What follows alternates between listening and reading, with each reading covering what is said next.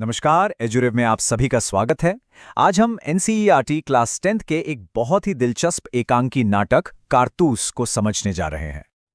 ये एक जबरदस्त कहानी है जिसे लिखा है हबीब तनवीर ने।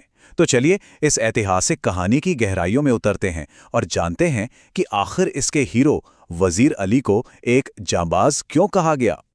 आज के इस सफर में हम क्या क्या कवर करेंगे? देखिए, सबसे पहले हम लेखक के बारे में जानेंगे, फिर कहानी की हिस्टोरिकल बैकग्राउंड को समझेंगे। इसके बाद हम मेन कैरेक्टर्स से मिलेंगे, कहानी का सार देखेंगे, वजीर अली के साहस को महसूस करेंगे और आखिर में पूरे पाठ का निचोड़ यानी समरी और मैसेज समझेंगे। तो चलिए शुरुआत करते हैं इस कमाल के नाटक के लेखक हबीब तनवीर के परिचय से। हबीब तनवीर जी का जन्म 1923 में रायपुर में हुआ था। वो थिएटर की पढ़ाई करने ब्रिटेन गए और फिर दिल्ली में एक प्रोफेशनल थिएटर ग्रुप की शुरुआत की। उनके नाटक जैसे आगरा बाजार और चरणदास चोर आज भी बहुत मशहूर हैं। भारतीय रंगमंच में उनके योगदान के लिए उन्हें पद्मश्री से भी सम्मानित किया गया था। ये नाटक एक ऐसे जाबाज देशभक्त की कहानी है जिसका बस एक ही मकसद था, अंग्रेजों को भारत से बाहर खदेड़ना। जाबाज का मतलब ही होता है अपनी जान की बाजी लगा देने वाला, और ये शब्द इस कहानी के हीरो पर बिल्कुल फिट बैठता है। अच्छा, किसी भी कहानी को अच्छे से समझने के लिए उसका बैकग्राउंड जानना बहुत जरूरी होता है। तो आइए देखते हैं कि कारतूस नाटक किस समय की कहानी बयान करता है। तो बात है साल 1799 की। ये वो जमाना था जब ईस्ट इंडिया कंपनी प्लासी और बक्सर की लड़ाइयों के बाद पूरे भारत पर अपनी पकड़ मजबूत कर चुकी थी। और इसी साल वजीर अली के एक बहुत बड़े साथी टीपू सुल्तान को भी हार का सामना करना पड़ा था। मतलब माहौल बहुत ही मुश्किल था, और ऐसे में वजीर अली अंग्रेजों से छिपकर आजादी की लौ जलाए हुए था। उस वक्त अवध की सियासत में भी एक बड़ा कॉन्फ्लिक्ट चल रहा था। एक तरफ थे वजीर अली, जो अंग्रेजों के पक्के दुश्मन थे और जिन्हें अंग्रेजों ने गद्दी से हटा दिया था, और दूसरी तरफ था उनका चाचा सादत अली, जो अंग्रेजों का दोस्त था। अंग्रेजों ने उसे नवाब बना दिया और बदले में उसने अपना आधा राज्य और बहुत सारा पैसा कंपनी को दे दिया। चलिए अब मिलते हैं इस नाटक के मेन कैरेक्टर्स से, जिनके आसपास ये पूरी कहानी बुनी गई है। कहानी में कुल 4 अहम किरदार हैं। सबसे पहले हमारे हीरो वजीर अली, अवध के वो बहादुर नवाब जिन्हें गद्दी से हटा दिया गया। फिर है कर्नल कॉलिंज, वो ब्रिटिश अफसर जिसके ऊपर वजीर अली को पकड़ने की जिम्मेदारी है, और उसका जूनियर लेफ्टिनेंट। और आखिर में है सादत अली, वजीर अली का चाचा, जो अंग्रेजों की मेहरबानी से अवध पर राज कर रहा है। तो अब आते हैं कहानी के प्लॉट पर। नाटक की शुरुआत होती है गोरखपुर के जंगल में लगे कर्नल कॉलिंज के टेंट से। कर्नल और लेफ्टिनेंट बैठकर वजीर अली के बारे में ही बातें कर रहे हैं। वजीर अली की बहादुरी का आलम यह था कि उसका दुश्मन कर्नल कॉलिंज भी उससे बहुत प्रभावित था, इतना कि वो उसकी तुलना रॉबिन हुड से कर देता है। वो कहता है, उसके अफसाने सुन के रॉबिन हुड के कारनामे याद आ जाते हैं। इससे साफ पता चलता है कि दुश्मनों के मन में भी वजीर अली का खौफ और इज्जत दोनों थे।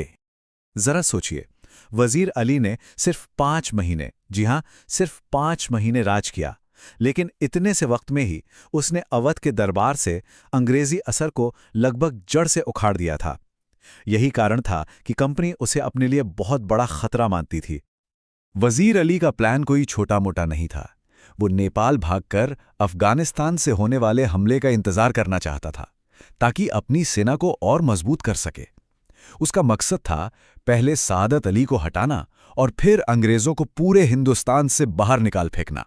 उसकी प्लानिंग कमाल की थी। और अब आते हैं कहानी के सबसे एक्साइटिंग हिस्से पर, जहां हम वजीर अली की हिम्मत का एक जीता जागता सबूत देखते हैं।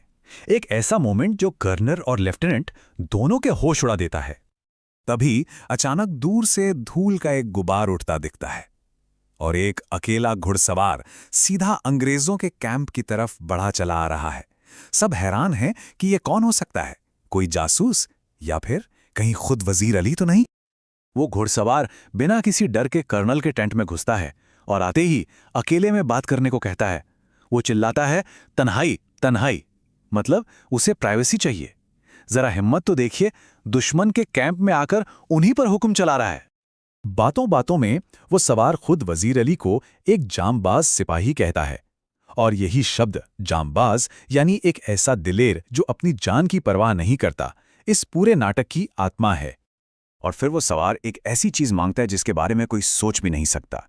वो कर्नल से कहता है कि उसे वजीर अली को गिरफ्तार करने के लिए कुछ कारतूस चाहिए। कर्नल को लगता है कि ये कोई है जो वजीर अली का दुश्मन है और उनकी मदद करना चाहता है। कर्नल उसे 10 कारतूस दे भी देता है। जैसे ही सवार कारतूस लेकर जाने लगता है, कर्नल उससे उसका नाम पूछता है और जवाब में जो सुनने को मिलता है वो कर्नल के पैरों तले जमीन खिसका देता है। वो कहता है, वजीर अली, आपने मुझे कारतूस दिए, इसलिए आपकी जान बख्शी करता हूं। ये कहकर वो घोड़े पर सवार होकर चला जाता है और कर्नल बस देखता रह जाता है, एकदम हक्का बक्का। तो बस इसी सीन के साथ ये नाटक खत्म हो जाता है।